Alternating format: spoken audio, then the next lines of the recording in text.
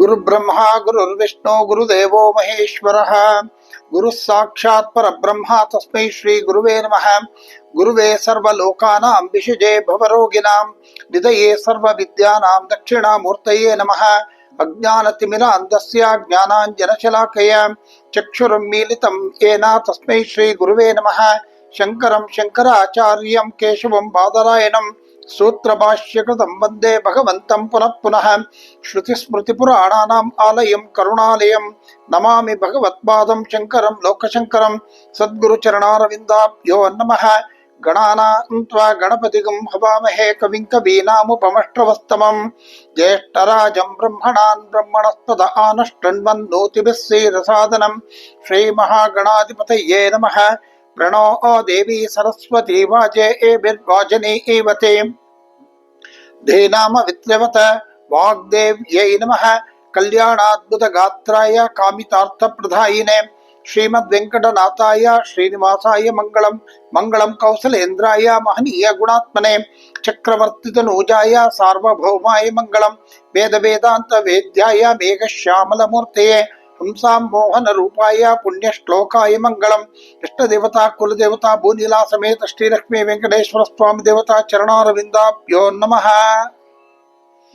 ಜಗದ್ಗುರುಗಳಾಗಿರ್ತಕ್ಕಂತಹ ಶ್ರೀ ಶ್ರೀ ಶ್ರೀ ಭಾರತೀ ತೀರ್ಥ ಮಹಾಸ್ವಾಮಿಗಳ ಹಾಗೂ ಜಗದ್ಗುರುಗಳಾಗಿರ್ತಕ್ಕಂತಹ ಶ್ರೀ ಶ್ರೀ ಶ್ರೀ ವಿಧುಶೇಖರ ಭಾರತಿ ಮಹಾಸ್ವಾಮಿಗಳ ಚರಣಾರವಿಂದಗಳಲ್ಲಿ ಸಾಷ್ಟಾಂಗ ನಮಸ್ಕಾರವನ್ನ ಮಾಡ್ತಾ ಇವತ್ತಿನ ಈ ಕಾರ್ಯಕ್ರಮವನ್ನು ನಾವು ಆರಂಭಿಸೋಣ. ಸಭೆಗೆ ನಮಸ್ಕಾರ.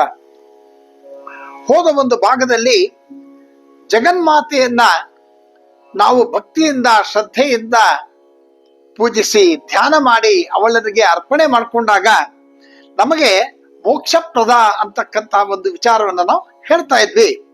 ಅಲ್ಲಿಂದ ಮುಂದೆ ಈಗ ನಾಮ ದುಷ್ಟ ದೂರ ದುರಾಚಾರ ಶಮನಿ ದೋಷವರ್ಜಿತ ಅಂತ ಹೇಳಿ ನೋಡಿ. ದುಷ್ಟತ್ವ ಅಂತಂತಂದ್ರೆ ಏನು ಅಂತ ನಾವು ತಿಳ್ಕೊಳ್ಳೋಣ. ಬಹಿರ್ಮುಖ ಪ್ರಾಪಂಚಿಕ ಸುಖಗಳು, ನಮ್ಮ ಸುತ್ತಮುತ್ತ ಇರತಕ್ಕಂತ ನಾವು ಕಾಣತಕ್ಕಂತಹ ಈ ಒಂದು ಸುಖಗಳೇ ಮಹಾ ಸುಖ. ನಮಗೆ ಇದು ಬಿಟ್ಟು ಬೇರೆ ಇಲ್ಲ, ಅತ್ಯಂತ ಸುಖ ಇದೆ ಅಂತ ಹೇಳಿ ನಮ್ಗಿರ್ತಕ್ಕಂತ ಒಂದು ಏನು ಪೊಸಿಷನ್ನು, ಹಣ, ಆಸ್ತಿ ಅಥವಾ ಇನ್ನೂ ಇನ್ನೇನೋ ಒಂದು ಅಚೀವ್ ಮಾಡ್ಬೇಕು ಅಂತಾನೋ ಇನ್ನೊಂದು ಮತ್ತೊಂದು ಈ ರೀತಿಯಾಗಿರ್ತಕ್ಕಂತಹ ಪ್ರಾಪಂಚಿಕ ಸುಖಗಳು ನಮ್ಮ ಕಣ್ಣು ಮುಂದೆ ಏನಿದೆ ಅದೇ ಸುಖ ಅಂತಕ್ಕಂಥದ್ದನ್ನ ಮನಸ್ಸಿನಲ್ಲಿ ಇಟ್ಕೊಂಡು ಅದೇ ಸತ್ಯ ಅಂತ ಹೇಳಿ ಅದ್ರ ಹಿಂದೆನೆ ಹೋಗಿ ಹೋಗಿ ಹೋಗಿ ಅದಕ್ಕೆ ಯಾವುದೂ ಲಿಮಿಟೇ ಇಲ್ಲ. ಅದಕ್ಕೆ ಕಡೆಗೆ ಅಯ್ಯೋ ಇದರಲ್ಲಿ ಏನು ಇಲ್ಲ ಕಣಪ್ಪ ಅನ್ನೋ ಸ್ಥಿತಿ ಕೂಡ ತಲುಪ್ಕೊಂಡು ಅಂತ ಪರಿಸ್ಥಿತಿ. ಹಾಗಾಗಿ ಅದ್ರ ಹಿಂದೆನೆ ಹೋಗಿ ಅದ್ರಲ್ಲಿ ಬರ್ತಕ್ಕಂತಹ ಆ ಸುಖದಿಂದ ನಿಜವಾಗಿರ್ತಕ್ಕಂತಹ ಸುಖವನ್ನ ಏನು ಮಾಡಬೇಕಾಗಿತ್ತೋ ಜನ್ಮ ಎತ್ತಿ ಅದನ್ನ ಮಾಡದೆ ಆ ಒಂದು ದುಷ್ಟ ಸ್ಥಿತಿನಲ್ಲಿ ಅಂದ್ರೆ ದುಃಖವನ್ನು ಅನುಭವಿಸ್ತಕ್ಕಂಥದ್ದು, ತಾನು ಅದನ್ನು ಅಚೀವ್ ಮಾಡಬೇಕು ಅಂತಂದಾಗ ಇನ್ನೊಬ್ಬರಿಗೆ ತೊಂದರೆ ಕೊಡ್ತಕ್ಕಂಥದ್ದು, ಇನ್ನೊಬ್ಬರಿಗೆ ದ್ರೋಹ ಮಾಡ್ತಕ್ಕಂಥದ್ದು, ಈ ರೀತಿಯಾಗಿರ್ತಕ್ಕಂತಹ ಗುಣಗಳು ಅದು ಆಟೋಮೆಟಿಕ್ ಆಗಿ ಬಂದ್ಬಿಡುತ್ತೆ. ಅಂತಹ ಒಂದು ಗುಣಗಳು ಬೆಳೆಯುವಂತಹ ಅವಕಾಶಗಳು ಈ ಬಹಿರ್ ಸುಖಾನೇ ಸುಖ ಅಂತಕ್ಕಂಥವ್ರಿಗೆ ಬರುತ್ತೆ ಅಂತ ಹೇಳಿ ಇದಕ್ಕೆ ದುಷ್ಟತ್ವ. ಯಾಕಂದ್ರೆ ತಾನು ಅಚೀವ್ ಮಾಡ್ಬೇಕು ಅಂತಾನೆ ಇನ್ನೊಬ್ಬರನ್ನ ಅವರು ತುಳಿಬೇಕು, ಇನ್ನೊಬ್ರಿಗೆ ತೊಂದರೆ ಕೊಡ್ಬೇಕು, ಇನ್ನೊಬ್ರಿಗೆ ದ್ರೋಹ ಮಾಡ್ಬೇಕು. ಹಾಗಾಗಿ ಇದನ್ನ ದುಷ್ಟತ್ವ ಅಂತ ಕರೀತಾರೆ. ಯಾರು ಈ ಪ್ರಪಂಚದಲ್ಲಿ ಇನ್ನೊಬ್ಬರಿಗೆ ತೊಂದರೆಯನ್ನು ಕೊಟ್ಟು ತನ್ನ ಸುಖಾನೇ ಸರಿ ಅಂತ ಹೇಳಿ ಇನ್ನೊಬ್ಬರಿಗೆ ದ್ರೋಹವನ್ನು ಮಾಡ್ತಾ ಇರ್ತಾರೋ ಅಂತಹ ದುಷ್ಟರಿಂದ ತಾಯಿ ದೂರ ಇರ್ತಾಳೆ. ಹಾಗಾಗಿ ಅವಳು ದುಷ್ಟ ದೂರ ಅಂತ ಹೇಳಿ ಇಲ್ಲಿ ಭಾಗವತದ ಶ್ಲೋಕ ಒಂದು ಏನು ಹೇಳ್ತಾರೆ ಅಂತಂದ್ರೆ, ನಾ ಭಜಂತಿ ಕುತರ್ಕಜ್ಞ ದೇವೀಂ ವಿಶ್ವೇಶ್ವರೀಂ ಶಿವ ಅಂತ ಹೇಳಿ ಆಕೆ ಅಸ್ತಿತ್ವದ ಬಗ್ಗೆ ತಲೆ ಬುಡ ಕೂಡ ಯೋಚನೆ ಮಾಡೋದಿಲ್ಲ. ಅವನು ತನ್ನ ಕುತರ್ಕ ಯಾವ್ದಾರು ಒಂದು ಒಳ್ಳೆಯ ವಿಚಾರವನ್ನ ಮಾತಾಡಬೇಕು ಅಂದಾಗ, ನಿಜವಾಗಿರ್ತಕ್ಕಂತಹ ಜ್ಞಾನ ಸಂಪಾದನೆಗೆ ಮಾಡಬೇಕು ಅಂದಾಗ ತಿಳಿದಿರ್ತಕ್ಕಂತಹವ್ರ ಹತ್ರ ಮಾತಾಡಿ ಅದರ ಬಗ್ಗೆ ತಿಳ್ಕೊಳ್ಳುವಂತಹ ಒಂದು ಪ್ರಯತ್ನವನ್ನ ಮಾಡದೆ ಇಲ್ಲದೇ ಇರ್ತಕ್ಕಂತಹ ಒಂದು ವಿಚಾರಗಳನ್ನ ತಂದು ಕುತರ್ಕಗಳನ್ನ ಮಾಡ್ತಕ್ಕಂಥದ್ದು. ಇಂತಹ ಮಾಡ್ತಾ ಆಕೆಯ ಭಕ್ತರನ್ನ ಅವನ ಆರಾಧಕರನ್ನ ನಿಂದಿಸ್ತಾ ಇರ್ತಕ್ಕಂಥದ್ದು. ತಾನೂ ಮಾಡೋದಿಲ್ಲ, ಮಾಡ್ತಕ್ಕಂಥವ್ರನ್ನ ನಿಂದಿಸೋದು, ಅವ್ರು ಸರಿ ಇಲ್ಲ, ಇದು ಮಾಡೋ ಸರಿ ಇಲ್ಲ, ಇದು ಸರಿ ಇಲ್ಲ, ಅದು ಸರಿ ಇಲ್ಲ ಅಂತ ಹೇಳಿ ಅವ್ರನ್ನ ನಿಂದನೆ ಮಾಡ್ತಕ್ಕಂಥದ್ದು. ಆಮೇಲೆ ವ್ಯರ್ಥ ಕಾಲಹರಣ ಮಾಡೋದು, ಇದು ಸರಿ ಇಲ್ಲ, ಅದು ಸರಿ ಇಲ್ಲ, ಇನ್ನೊಬ್ಬರು ಸರಿ ಇಲ್ಲ ಅಂತ ಹೇಳಿ ಆ ದೇವಿ ಭಕ್ತರನ್ನಾಗ್ಲಿ ಇನ್ನೊಬ್ಬರನ್ನಾಗ್ಲಿ ಮತ್ತೊಬ್ಬರನ್ನಾಗ್ಲಿ ಒಂದು ಕಾಲಹರಣ ಮಾಡೋ ಬದ್ಲಿ, ಅಂತವರನ್ನ ನಿಂದಿಸ್ತಾ ಕಾಲಹರಣ ಮಾಡೋ ಬದಲಾಗಿ ಆ ದೇವಿಯನ್ನ ಒಂದು ಒಳ್ಳೆಯದನ್ನ ಆಲೋಚನೆ ಮಾಡಿದ್ರೆ ಅವನು ಮುಂದಕ್ಕೆ ಹೋಗ್ಬೋದಾಗಿತ್ತು. ಆದ್ರೆ ಅವನದು ಮಾಡೋದಿಲ್ಲ. ಕಾಲಹರಣ, ಇನ್ನೊಬ್ಬರನ್ನೇ ನಿಂದಿಸ್ಕೊಂಡು ಇನ್ನೊಬ್ಬರನ್ನೇ ಇದು ಮಾಡಿಕೊಂಡು ದೇವಿ ಭಕ್ತರನ್ನ ತೊಂದರೆ ಕೊಟ್ಕೊಂಡಿರ್ತಕ್ಕಂಥದ್ದು. ಹಾಗೆ ವ್ಯರ್ಥವಾಗಿ ಕಾಲಹರಣವನ್ನ ಮಾಡ್ತಾ ಅವನ ಜೀವನದಲ್ಲಿ ತನಗೂ ಕೂಡ ದೇವಿಯನ್ನ ಆರಾಧನೆ ಮಾಡ್ತಕ್ಕಂತಹ, ದೇವಿಯನ್ನ ಪೂಜೆ ಮಾಡ್ತಕ್ಕಂತಹ, ಅವಳನ್ನ ಭಜನೆ ಮಾಡ್ತಕ್ಕಂತಹ ಒಂದು ಅವಕಾಶಗಳನ್ನ ಇದ್ರೂ ಕೂಡ ಅದನ್ನ ಯಾವುದೇ ಅವಕಾಶಗಳನ್ನ ಅವನು ಸದುಪಯೋಗ ಪಡಿಸ್ಕೊಳ್ದೆ ಇರ್ತಕ್ಕಂಥವನು. ಇಂಥವ್ರು ಯಾರು ಅಂದ್ರೆ ದುಷ್ಟರು ಅನ್ನೋ ಮಾತನ್ನ ಹೇಳ್ತಾರೆ. ಇಂತಹವರಿಂದ ತಾಯಿ ದೂರ ಇರ್ತಾಳೆ. ಈ ದುಷ್ಟತ್ವ ಎಲ್ಲಿಂದ ಬರುತ್ತೆ ಅಂದ್ರೆ ಸ್ವಾಭಾವಿಕವಾಗಿ ಅವನಲ್ಲೇ ಇರುತ್ತೆ, ಅಥವಾ ಬಾಹ್ಯವಾಗಿ ಇನ್ನೊಬ್ಬರಿಂದ ಒಂದು ಒಳ್ಳೆ ಜಾಗದಲ್ಲಿ ಇದ್ದಾಗ ಒಳ್ಳೆ ಗುಣಗಳೇ ಬರುತ್ತೆ. ನಿನ್ ಯಾರಪ್ಪ, ನಿನ್ನ ಬಗ್ಗೆ ಹೇಳು ಅಂತಂದ್ರೆ ನಿನ್ನ ಸ್ನೇಹಿತರು ಯಾರು ಅಂತ ಕೇಳಿದ್ರೆ ಆ ಸ್ನೇಹಿತರನ್ನ ನೋಡಿದಾಗ ಇವನ್ ಯಾರು ಅಂತ ಹೇಳ್ಬೋದು. ಹಾಗೆ ಇಲ್ಲಿ ಏನಾಗತ್ತೆ ಅಂತಂದ್ರೆ ಇವನ ಒಂದು ಪರಿಸರ ಏನಿದೆ, ಅವನ ಒಂದು ಸ್ನೇಹಿತರು, ಅವನಿರ್ತಕ್ಕಂತಹ ಪರಿಸರ, ಅದು ಒಳ್ಳೆಯ ಪರಿಸರ ಆಗಿದ್ರೆ ಅವನ ಯೋಚನೆಗಳು ಆಲೋಚನೆಗಳೇ ಬೇರೆ. ಅದು ಕೆಟ್ಟವರ ಜೊತೆನಲ್ಲಿದ್ದಾಗ, ಹೀಗೆ ದುಷ್ಟರ ಜೊತೆ ಸೇರಿದಾಗ ಏನಾಗತ್ತೆ, ಅವನ ಮನಸ್ಸು ಕೂಡ, ಅವನು ಎಷ್ಟೇ ಒಳ್ಳೆಯದಾಗಿದ್ರು ಕೂಡ ಆಟೋಮೆಟಿಕ್ ಆಗಿ ಅವರು ಆ ಕಡೆಗೆ ತಿರುಗಿಬಿಡುತ್ತೆ. ಆಗ ಏನಾಗತ್ತೆ, ಅವನು ಕೂಡ ದುಷ್ಟನಾಗ್ಬಿಡ್ತಾನೆ. ಕೆಲವರಿಗೆ ಸ್ವಾಭಾವಿಕವಾಗಿ ದುಷ್ಟತನ ಇದ್ರೆ, ಇನ್ ಕೆಲವರಿಗೆ ಬಾಹ್ಯದಿಂದ ಹೊರಗಡೆಯಿಂದ ಆ ಒಂದು ದುಷ್ಟತನಗಳು ಬಂದಿರತಕ್ಕಂಥದ್ದು. ದುಷ್ಟರು ಅಂತಂತಂದ್ರೆ ಯಾವಾಗಲೂ ಕೂಡ ಪಾಪ ಚಿಂತನೆಯನ್ನ ಮಾಡ್ತಕ್ಕಂಥವರು. ಆಮೇಲೆ ಸತ್ವಗುಣ ಅವ್ರೆಲ್ಲ ಏನಾಗತ್ತೆ, ಯಾವಾಗ ದುಷ್ಟತನ ಜಾಸ್ತಿ ಆಗ್ತಾ ಇರತ್ತೆ ಅವರು ಪಾಪವನ್ನೇ ಆಲೋಚನೆ ಮಾಡ್ತಾರೆ. ಅವ್ನ್ ಹೊಡಿ, ಇವ್ನ್ ಮಾಡು, ಅದು ಮಾಡೋ, ಅವ್ನ್ ಕಿತ್ಕೋ, ಇದ್ ಮಾಡ್ಕೋ, ಬರೀ ಹೀಗೆ ಕೆಟ್ಟದನ್ನೇ ಆಲೋಚನೆ ಮಾಡ್ತಾ ಇರ್ತಾರೆ. ಯಾವಾಗ ಈ ಕೆಟ್ಟದ್ದು ಇನ್ನೊಬ್ಬರಿಗೆ ತೊಂದರೆ ಕೊಡೋದನ್ನೇ ಆಲೋಚನೆ ಮಾಡ್ತಾ ಇರ್ತಾರೋ ಅವರಲ್ಲಿದ್ದಂತಹ ಸತ್ವ ಗುಣಗಳೇನಾಗುತ್ತೆ, ಕ್ಷೀಣಿಸ್ತಾ ಬರುತ್ತೆ. ಯಾವಾಗ ಸತ್ವಗುಣಗಳು ಕ್ಷೀಣಿಸ್ತಾ ಬರುತ್ತೋ ಆಗ ರಜೋಗುಣ ಅಧಿಕವಾಗಿ ಮನಸ್ಸು ಚಂಚಲ ಆಗೋದಕ್ಕೆ ಶುರುವಾಗ್ಬಿಡುತ್ತೆ. ರಜೋಗುಣ ಎದ್ದು ಚಂಚಲ ಆದಕ್ಕೆ ಶುರುವಾದಾಗ ಏನಾಗುತ್ತೆ, ಅವ್ರಿಗಿರ್ತಕ್ಕಂಥ ವಿವೇಕ, ಅವನಿಗಿರ್ತಕ್ಕಂಥ ಒಳ್ಳೆಯ ವಿವೇಕ, ಬುದ್ಧಿಶಕ್ತಿ ಅದನ್ನ ಅವನು ಕಳ್ಕೊಂಡ್ಬಿಟ್ಟು ಅವನೇನ್ ಮಾಡ್ತಾನೆ, ಬಹಳ ನಿಜವಾದ ಸುಖ ಸಿದ್ಧ ಬಹಳ ಚಡಪಡಿಸಕ್ ಶುರು ಮಾಡ್ಬಿಡ್ತಾನೆ. ಅವನಿಗೆ ತಮೋಗುಣ ಜಾಸ್ತಿ ಆಗ್ತಾ ಬಂದ್ಬಿಡುತ್ತೆ. ಆಗ ಅವನು ಚಡಪಡಿಸ್ತಾನೆ, ಏನ್ ನಾನ್ ಮಾಡಿದ್ ಸರಿನಾ ತಪ್ಪ, ಅಯ್ಯೋ ಏನ್ ಮಾಡ್ಬಾರ್ದೈತಿ, ಇನ್ನು ಆಗ್ಲೇ ಆಗೋಯ್ತು, ಅವನಾಗ್ಲೇ ಪ್ರಯಾಣ ಮಾಡಿ ಅಲ್ಲಿ ಸಿಕ್ಕಾಕೊಂಡ್ಬಿಟ್ಟಿದ್ದಾನೆ ಆ ಒಂದು ವರ್ತಲದಲ್ಲಿ. ಹಾಗಾಗಿ ಅವನು ಅದನ್ನ ಬಿಡಿಸ್ಕೊಂಡ್ಬರೋದಕ್ಕೆ ಕಷ್ಟ ಆಗ್ಬೋದು. ಆಗ ಇಂತಹ ದುಷ್ಟರು ಯಾರು ಇರ್ತಾರೋ ಅವರಿಂದ ಅವಳು ದೂರ. ಹಾಗಾಗಿ ದುಷ್ಟ ದೂರ ಅಂತ ಹೇಳಿ ಮುಂದಕ್ಕೆ ದುರಾಚಾರ ಶಮನಿ ಬಹಳ ಮುಖ್ಯ. ಯಾವುದು ಸದಾಚಾರ, ಯಾವುದು ದುರಾಚಾರ ಅನ್ನೋದನ್ನ ನಾವು ತಿಳ್ಕೋಬೇಕು. ಶಾಸ್ತ್ರ ಸಮ್ಮತವಾಗಿ ಮಾಡ್ತಕ್ಕಂತಹ ಎಲ್ಲ ಕಾರ್ಯಗಳು ಕೂಡ ಸದಾಚಾರ. ನಾನು ಹೋದ ಎಪಿಸೋಡ್ ಅಲ್ಲೇ ಹೇಳಿದೆ, ನಮಗೆ ನಿಯಮಿತವಾಗಿ ಇಂಥ ಕೆಲಸ ಮಾಡಬೇಕು ಅಂತ ಏನು ನಿರ್ಧಾರ ಮಾಡಿದ್ಯೋ, ಏನಿದೆಯೋ ನಾವು ಅದನ್ನ ಫಾಲೋ ಮಾಡ್ಕೊಂಡು ಹೋಗ್ಬೇಕು. ಹಾಗಾಗಿ ಅದು ಸದಾಚಾರ ಆಗಿರುತ್ತೆ. ಅದು ಬಿಟ್ಬಿಟ್ಟು ಶಾಸ್ತ್ರಕ್ಕೆ ವಿರುದ್ಧವಾಗಿರ್ತಕ್ಕಂಥದ್ದು ಮಾಡಿದ್ರೆ ಅದು ದುರಾಚಾರ.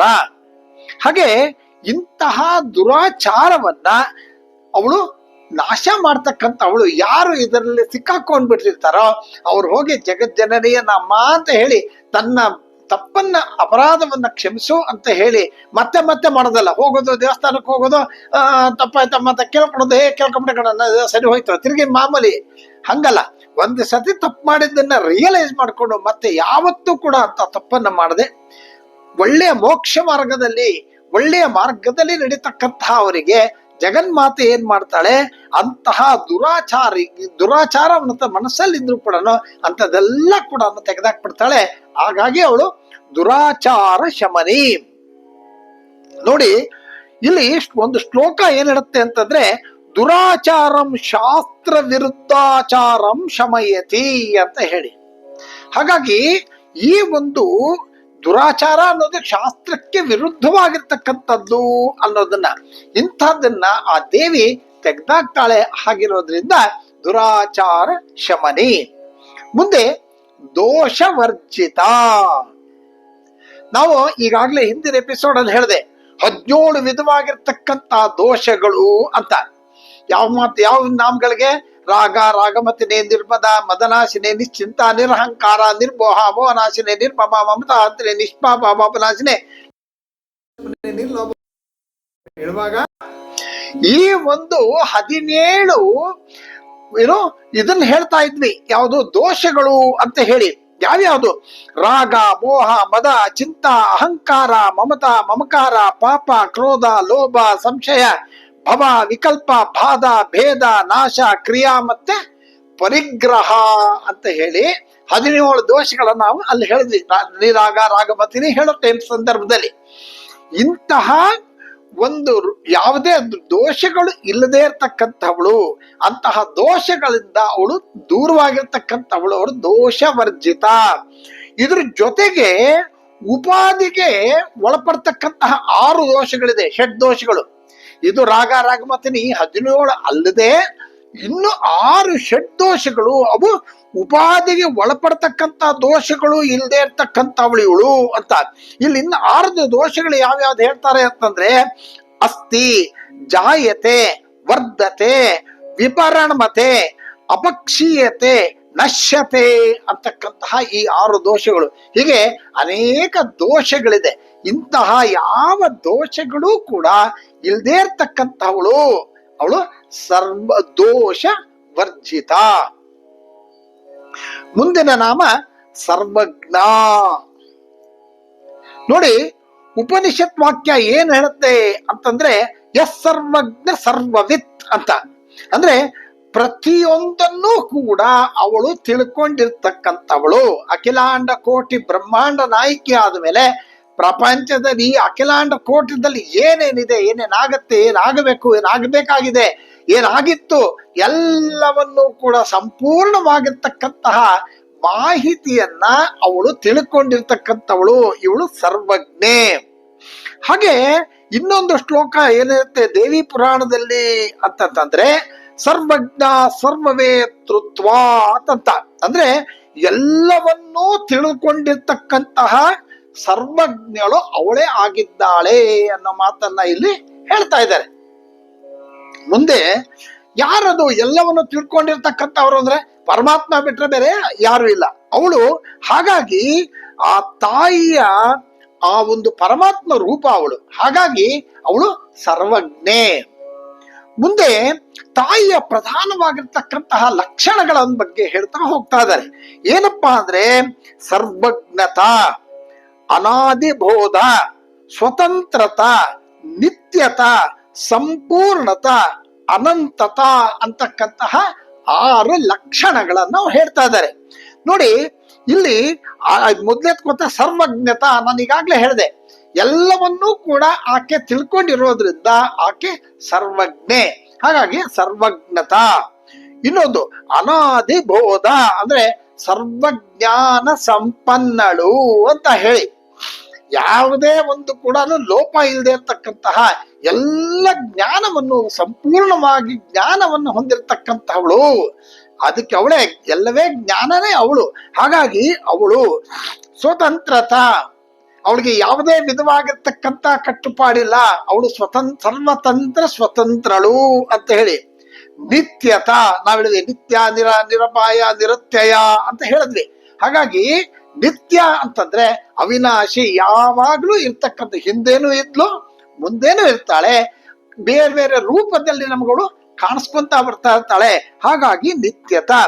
ಸಂಪೂರ್ಣತ, ಯಾವುದೇ ವಿಧವಾಗಿರ್ತಕ್ಕಂತಹ ಲೋಪ ದೋಷಗಳಾಗಲಿ ಅಥವಾ ಕಡಿಮೆ ಹೆಚ್ಚಾಗ್ಲಿ ಇಲ್ಲದೆ ಇರ್ತಕ್ಕಂಥದ್ದು, ಸಂಪೂರ್ಣತ ಯಾರಿಗೆ ಸಂಪೂರ್ಣವಾಗಿ ಏನೇನು ಲಕ್ಷಣಗಳು ಬೇಕೋ, ಏನೇನು ಗುಣಗಳು ಬೇಕೋ, ಯಾವ್ಯಾವ ತರ ಇರಬೇಕೋ ಅದಷ್ಟನ್ನೂ ಕೂಡ ಆ ದೇವಿಯಲ್ಲಿ ಇರೋದ್ರಿಂದ ಅವಳು ಸಂಪೂರ್ಣತ, ಅನಂತತ.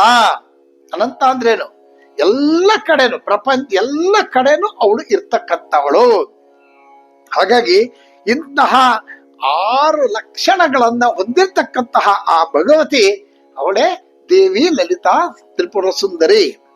ಮುಂದೆ ಸಾಂದ್ರ ಕರುಣ ಅಂದ್ರೆ ಯಾರು ಎಷ್ಟೇ ದೊಡ್ಡವಳಾಗ್ಲಿ, ಎಷ್ಟೇ ಆಸ್ತಿ ಇರಲಿ, ಎಷ್ಟೇ ಅಧಿಕಾರ ಇರಲಿ, ಅವರಿಗೆ ಈ ಕರುಣೆ ಅಂತಕ್ಕಂಥದ್ದು ಇರ್ಬೇಕು.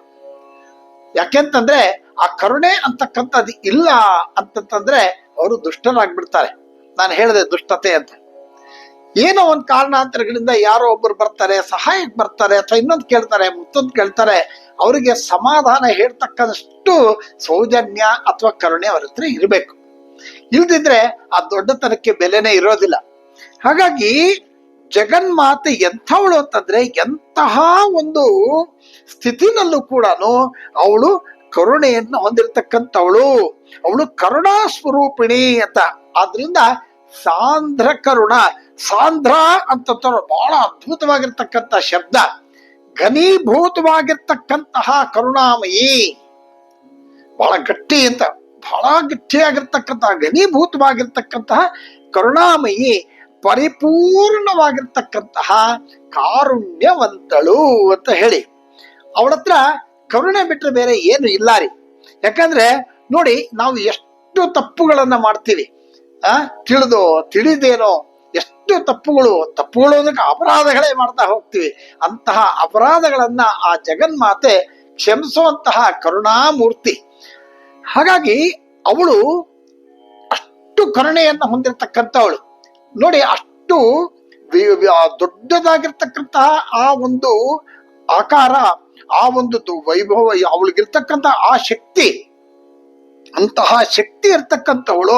ನಾವು ಪ್ರಾರ್ಥನೆ ಮಾಡಿದೀವಿ ಅನ್ನೋದಾದ್ರೆ ಅವಳು ಎದುರುಗಡೆ ಬಂದು ನಿಂತು ನಿಮಗೆ ಸಹಾಯವನ್ನ ಯಾವುದೋ ಒಂದು ರೂಪದಲ್ಲಿ, ಅವಳೇ ಬರಬೇಕು ಅಂತಿಲ್ಲ, ಯಾವುದೋ ಒಂದು ರೂಪದಲ್ಲಿ ನಮಗೆ ಕರುಣೆ ತೋರಿಸಿ ಸಹಾಯವನ್ನ ಮಾಡ್ತಕ್ಕಂಥವಳು ಕರುಣಾಮಯಿ. ನಮ್ಮಲ್ಲಿ ಸುತ್ತ ಇರ್ತಕ್ಕಂತಹ ಪರಿಸರ, ಉದಾಹರಣೆಗೆ ಸೂರ್ಯ ಅಂತ ಇಟ್ಕೊಂಡಾಗ ಆ ಜಗದಂಬೆ ಆ ಸೂರ್ಯನನ್ನ ನಮಗೆ ಕೊಟ್ಟಿದ್ದಾಳೆ ಅನ್ನೋದಾದ್ರೆ ಆ ಸೂರ್ಯನಿಂದ ಈ ಒಂದು ಲೋಕ ನಡೀತಾ ಇದೆ. ಆ ಸೂರ್ಯನ ಬೆಳಕು ಅಥವಾ ಸೂರ್ಯನ ಶಕ್ತಿ ಇಲ್ಲ ಅಂದ್ರೆ ಯಾವುದೇ ಜೀವಿಗಳಾಗ್ಲಿ, ಇನ್ನೊಂದಾಗ್ಲಿ, ಮತ್ತೊಂದಾಗ್ಲಿ ಇಲ್ಲ. ಹಾಗಾಗಿ ಲೋಕಕ್ಕೆ ಅತ್ಯಂತ ಮುಖ್ಯವಾಗಿ ಬೇಕಾಗಿರ್ತಕ್ಕಂತಹ ಆ ಸೂರ್ಯನನ್ನ ದಯಪಾಡಿಸಿದ್ದಾಳೆ. ಹಾಗೆ ನೀರು ಅಂತಂದಾಗ ನೋಡಿ, ಆ ಸೂರ್ಯನಿಗೆ ಬೇಕಾಗಿರ್ತಕ್ಕಂಥ ಶಕ್ತಿ ಯಾರು? ಅವಳೇ. ಸೂರ್ಯನಲ್ಲಿರ್ತಕ್ಕಂಥ ಶಕ್ತಿ ಯಾರು? ಅವಳು. ಇಂತಹ ಶಕ್ತಿಯಿಂದ ನಮ್ಮೆಲ್ಲರನ್ನೂ ಕೂಡ ದಯಪಾಲಿಸಿ ಕರುಣೆಯಿಂದ ನೋಡ್ತಾ ಇದ್ದಾಳೆ ಅಂದ್ರೆ ಆ ಜಗದಂಬಿಕೆ. ಇನ್ನೊಂದು ಉದಾಹರಣೆ ತಗೋಬೇಕು ಅಂತಂದ್ರೆ ನೀರು ಸುಮ್ಮನೆ ಹರಿತಿದೆಯಲ್ಲ, ನೀರಿಗೆ ಆ ದಾಹವನ್ನ ತಣಿಸುವಂತ ಶಕ್ತಿಯ ರೂಪದಲ್ಲಿ ಅವಳಿದ್ದಾಳೆ. ನೀರಿಗೆ ಬರೀ ನೀರಿದೆ ಅಂದ್ರೆ ನೀರಾಗದೆ, ನೀರು ನಮಗೆ ಆ ದಾಹವನ್ನ ತಣಿಸುವಂತ ಶಕ್ತಿ ಎಲ್ಲಿದೆ? ಆ ನೀರಿನಲ್ಲಿದೆ. ಅವಳು ಯಾರ್ದು ಅಂದ್ರೆ ಅವಳೇ ದೇವಿ. ಹಾಗಾಗಿ ನಮಗೆ ಬೇಕಾಗಿರ್ತೀಗ ಗಾಳಿ ನಮಗೆ ಯಾವ್ಯಾವ್ದಕ್ಕೆ ಬೇಕು ಅದೆಲ್ಲದಕ್ಕೂ ಕೂಡ ಅನುಕೂಲ ಮಾಡ್ತಕ್ಕಂತಹ ಆ ಒಂದು ಶಕ್ತಿಯನ್ನ ಅವಳು ನಮಗೆ ಕೊಟ್ಟಿದ್ದಾಳೆ. ಅಂದ್ರೆ ಅದ್ರಲ್ಲಿ ಅವಳು ಯಾವ ರೂಪದಲ್ಲಿದ್ದಾಳೆ? ಗಾಳಿಯ ರೂಪದಲ್ಲಿದ್ದಾಳೆ. ಹಾಗೆ ಇವಳು ಎಲ್ಲ ರೀತಿಯ ಸೌಭಾಗ್ಯಗಳನ್ನ ನಮಗೆ ಅನುಗ್ರಹಿಸಿದಾಳೆ. ಹಾಗಾಗಿ ಅಂತಹ ದೇವಿ ಕಾರುಣ್ಯ ಮೂರ್ತಿ. ಈ ಕಾರುಣ್ಯ ಮೂರ್ತಿಯಾಗಿರ್ತಕ್ಕಂತಹ ಆ ದೇವಿ ಎಲ್ಲ ಕಡೆ ಅವಳು ವ್ಯಾಪಿಸಿ ಎಲ್ಲರಿಗೂ ಕೂಡ ಎಲ್ಲ ರೀತಿಯ ಸಹಾಯವನ್ನು ಮಾಡ್ತಾ ಇದ್ದಾಳೆ. ಅವ್ರು ಕೆಟ್ಟವರು, ಒಳ್ಳೆಯವರು, ಇವ್ರು ಇಂಥವ್ರು ಅಂತವ್ರು ಅಂತ ಏನೂ ಇಲ್ಲ. ಎಲ್ರಿಗೂ ಕೂಡ ಆಕೆ ಅನುಗ್ರಹಿಸ್ತಕ್ಕಂತಹ ಕರುಣಾಮೂರ್ತಿ. ಹಾಗಾಗಿ ಸಾಂದ್ರ ಕರುಣ. ಮುಂದೆ ಸಮಾನಾಧಿಕ ವರ್ಜಿತ. ಇಲ್ಲಿ ನಾವು ಹಿಂದಿನ ಒಂದು ನಾಮ ಹೇಳ್ಬೇಕು, ನಿಸ್ತುಲ ಅಂತ ಹೇಳಿದ್ವಿ. ಅದನ್ನ ಇಲ್ಲಿ ಜ್ಞಾಪಿಸ್ಕೋಬೇಕಾಗತ್ತೆ. ಅಂದ್ರೆ ತಾಯಿಗೆ ಸಮಾನವಾಗಿರ್ತಕ್ಕಂಥವರು ಅಥವಾ ಅವಳಿಗಿಂತ ಅಧಿಕವಾಗಿರ್ತಕ್ಕಂಥವರು ಯಾರು ಇಲ್ಲ ಅಂತ ಹೇಳಿ. ಸಮಾನ, ಅಧಿಕ, ವರ್ಜಿತ. ಸಮಾನ, ಅವಳಿಗೆ ಸಮಾನವಾಗಿರ್ತಕ್ಕಂಥವರು ಇಲ್ಲ, ಅವಳಿಗಿಂತ ಅಧಿಕವಾಗಿರ್ತಕ್ಕಂಥವರು ಇಲ್ಲ.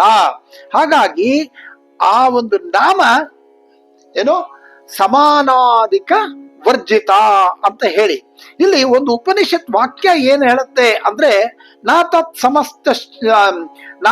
ಸಮಶ್ಚ ಅಭ್ಯದಧಿಕಶ್ಚ ದೃಶ್ಯತೆ ಅಂತ ಹೇಳಿ ಪರತತ್ವವನ್ನ ಪ್ರತಿಪಾದಿಸ್ತಾ ಅವಳಿಗೆ ಸಮನಾದದ್ದೇ ಇಲ್ಲ ಅಂತ ಅಂದಮೇಲೆ ಅವಳಿಗೆ ಸಮನಾಗಿದ್ದೇ ಇಲ್ಲ ಅಂತಂದ್ರೆ ಹಾಗಾದ್ರೆ ಇನ್ನು ಅದಕ್ಕಿಂತ ದೊಡ್ಡದು ಯಾವುದು?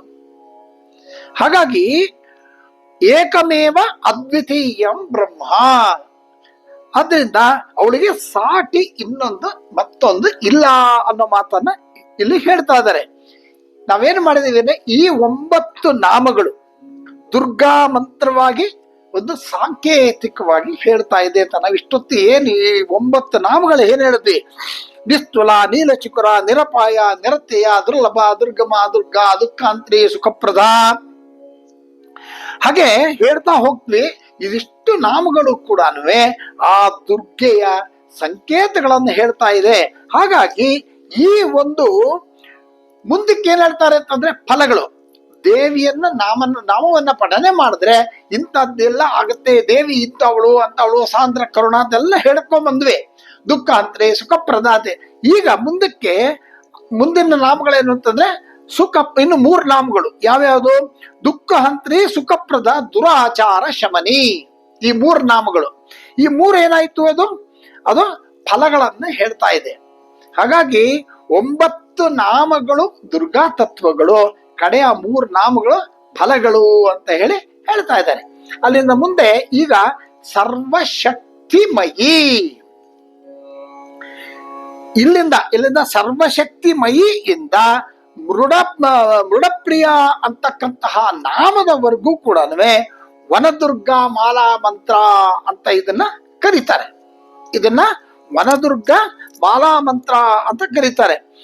ಇಲ್ಲಿ ಎಲ್ಲವೂ ಕೂಡ ಸಾ ಅಂತಕ್ಕಂತ ಅಕ್ಷರದಿಂದ ಅದು ಆರಂಭ ಆಗುತ್ತೆ.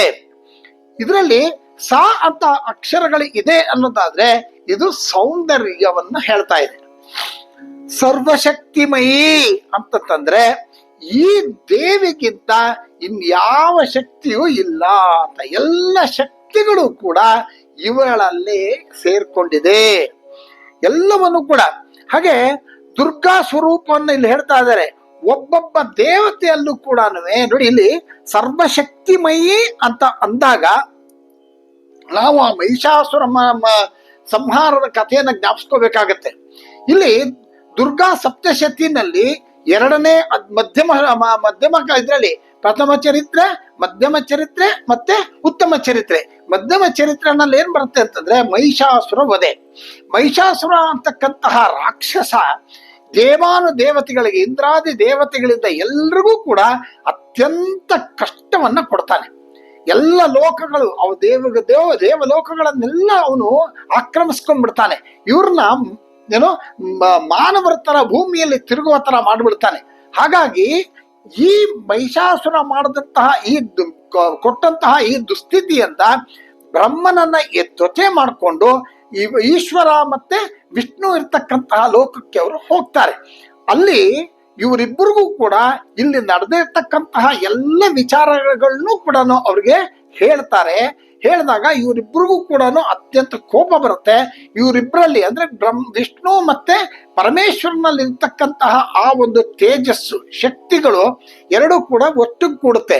ಈ ತೇಜಸ್ಸಿನ ಜೊತೆನಲ್ಲಿ ಬ್ರಹ್ಮನ ತೇಜಸ್ಸು ಕೂಡ ಸೇರ್ಕೊಳ್ಳುತ್ತೆ.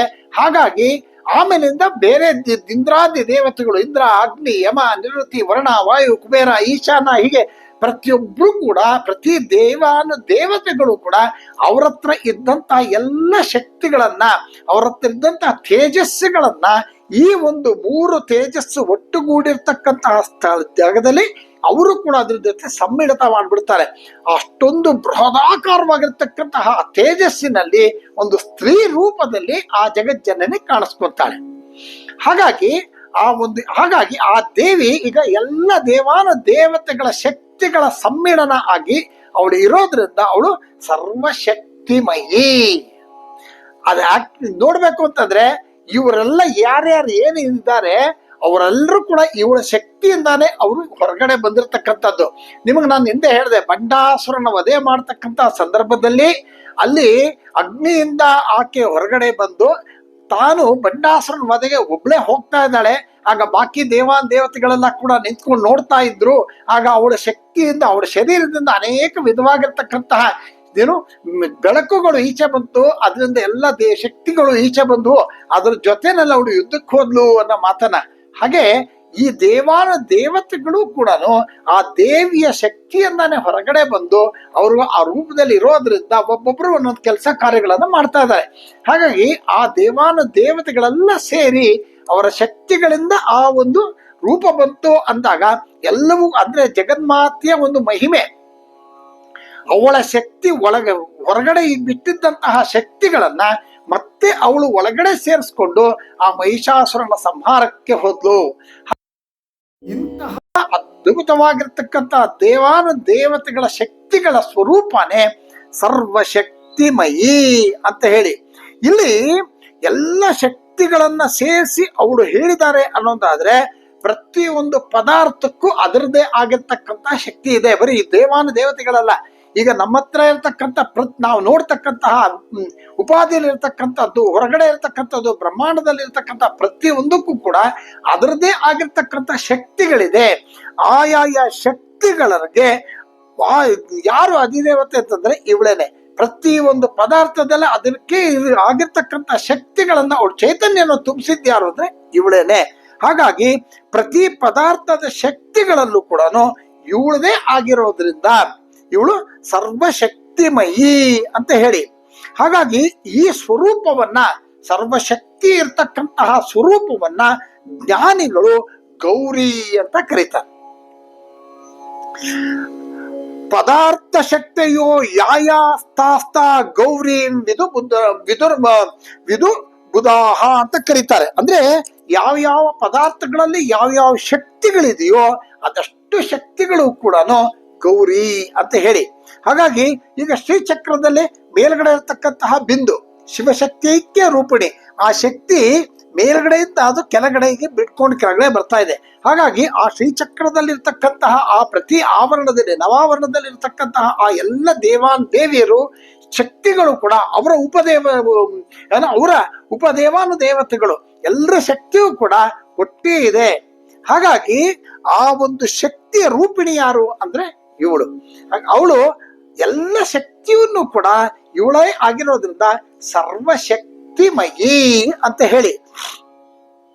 ಎಲ್ಲ ಶಕ್ತಿಗಳು ಕೂಡ ಆ ಜಗದಂಬೆಯೇ ಆಗಿರೋದ್ರಿಂದ ಸರ್ವಶಕ್ತಿಮಯಿ ಅಂತ ಹೇಳಿ ನೋಡಿ. ಹಾಗಾಗಿ ಇಂತಹ ಅದ್ಭುತವಾಗಿರ್ತಕ್ಕಂತಹ ಶಕ್ತಿಯನ್ನು ಹೊಂದಿರತಕ್ಕಂತಹ ಆ ಜಗದಂಬೆಯನ್ನ ನಾವು ಸಾಷ್ಟಾಂಗ ನಮಸ್ಕಾರವನ್ನ ಮಾಡ್ತಾ, ಆ ಜಗದಂಬೆಯ ಅನುಗ್ರಹದಿಂದ ನಮ್ಮ ಎಲ್ಲ ಸಂಕಷ್ಟಗಳು ಕೂಡ ನಿವಾರಣೆ ಆಗ್ಲಿ, ನಾವು ಅನ್ಕೊಂಡಿರ್ತಕ್ಕಂಥ ಎಲ್ಲ ಕೆಲಸಗಳು ಕೂಡ ಯಾವುದೇ ತೊಂದರೆ ವಿಘ್ನಗಳು ಇಲ್ಲದೆ ನೆರವೇರಲಿ, ಎಲ್ರಿಗೂ ಶುಭವಾಗ್ಲಿ ಅಂತ ಪ್ರಾರ್ಥನೆಯನ್ನು ಮಾಡ್ತಾ ನಾನು ಇವತ್ತಿನ ಈ ಭಾಗವನ್ನ ಮುಗಿಸ್ತಾ ಇದ್ದೀನಿ.